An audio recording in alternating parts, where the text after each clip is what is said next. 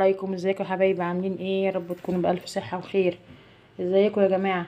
ان شاء الله النهاردة جايه لكم من قناة آية شانل، واللي اول مرة يشوف قناتي انا اسمي آية، ويا رب اللي يشوف قناتي اول مرة يعمل لي لايك واشتراك. هنعمل النهاردة مع بعض طاجن جمبري. معانا ايه المكونات؟ معانا طماطم، بصل طرنشات، جزر مبشور، فلفل حامي على رومي، ومعانا كيلو الجمبري. تمام كده. هنحط الكلام ده كله على بعضه. وطبعا معانا الثوم مع الكزبره، كمون، شطه، فلفل اسمر. كل الخلطه دي تتخلط مع بعضها وتتقلب على كل الحاجات دي. خليكم معانا، ما تروحوش في اي حته لما نخلص الفيديو. يا حبايبي انا دلوقتي جهزت كل حاجه معايا اهو. عملت الخلطه عباره عن كمون، فلفل، كزبره، فلفل حراق، وكمان معايا ملح. تمام. ودلوقتي بقى يا حبايبي هنعمل كل الخليط الحلو ده كله مع بعض في الالوان الجميله دي. شايفين الالوان؟ جبنا بوله اهو معانا، وهننزل بايه معانا؟ هننزل بكل الحاجات الحلوه دي، الجزر والبصل والطماطم زي ما انتم شايفين كده. ومعانا كمان الفلفل،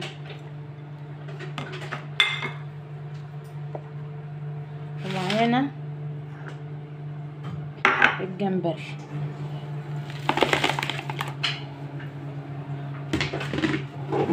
هحط بقى الخلطه الحلوه بتاعتنا دي، حطينا عليها ليمون كمان يا بنات اهو زي ما انتم شايفين كده.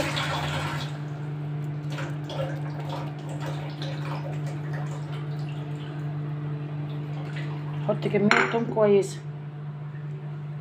هقلب بقى كل الكلام الحلو ده دلوقتي مع بعضه اهو يا حبايبي. هنقلب بقى كل الكلام الحلو ده مع بعضه كده.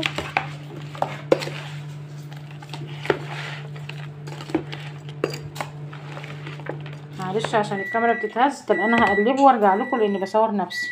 معلش على الصوت بتاع الميكرويف اهو يا حبايبي. دلوقتي انا خلطت كل الحاجات الحلوه دي مع بعض، الخضار مع التتبيله بتاعته، جزر، بصل، فلفل، طماطم، وكمان معانا الخلطه اللي هي الثوم والكمون والفلفل والكزبره والشطه. انا ما حطيتش شطه، انا حطيت قرنين فلفل وطحنتهم في الكبه. تمام. خلاص كده قلبت كله مع بعضه. ناقص ايه؟ ناقص نعمل شويه، نحط 3 ل 4 معالق زيت كده عليهم. تمام اهو يا حبايبي. دلوقتي هننزل بالزيت. معانا المعلقه الكبيره دي هملاها كده. تمام.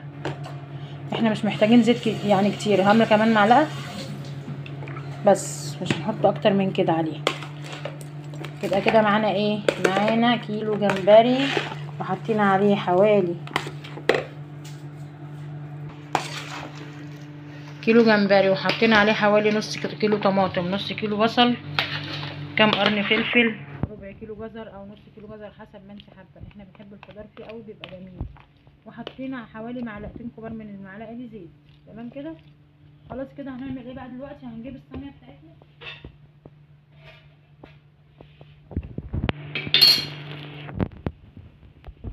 الحلوه دي كلها اهي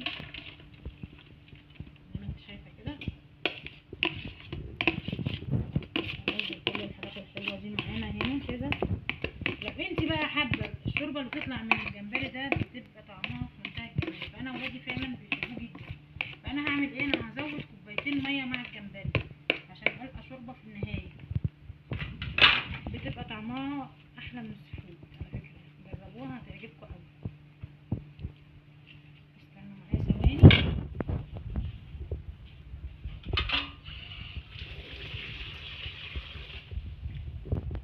يا حبايبي انا هنزل كده بحوالي كوبايتين ميه، وطبعا هظبط الشياء بتاعي، الملح والحاجات التانية اللي معايا. اشوف لو هحتاج ملح هزود. تمام زي ما انتوا شفتوا كده اهو. طبعا انا دلوقتي مولعه الفرن عشان هيدخل على نار ايه؟ يكون الفرن سخن. لازم تكون درجه الحراره بتاعت الفرن عاليه. تحطيه على درجه حراره 200 على الرف الاوسط، وبيقعد حوالي ربع او تلت ساعه بالكتير. تمام. شوف بقى انا دلوقتي الحوض بتاعه كده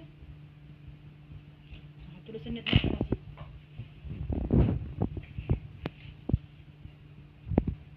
اهي.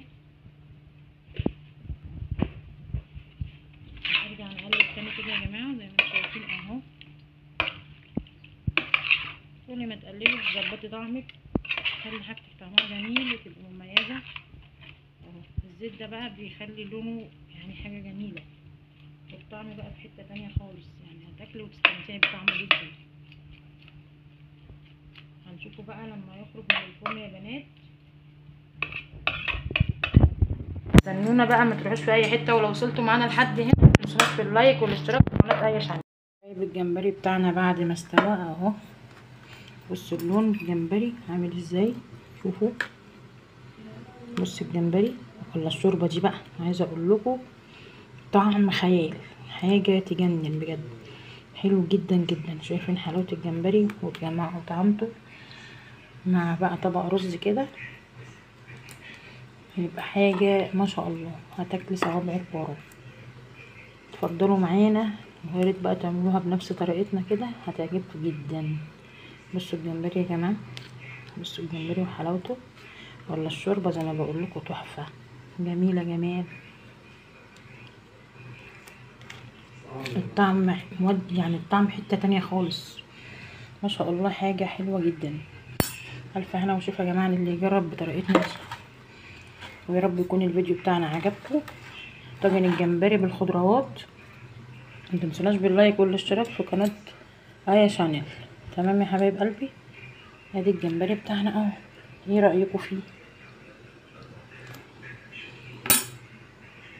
يلا اشوفكم على خير بالفيديو الجاي، ما تنسوناش في اللايك والاشتراك لقناه ايا شانل. سلام، انتظرونا في فيديوهات تانية جايه كتير. سلام.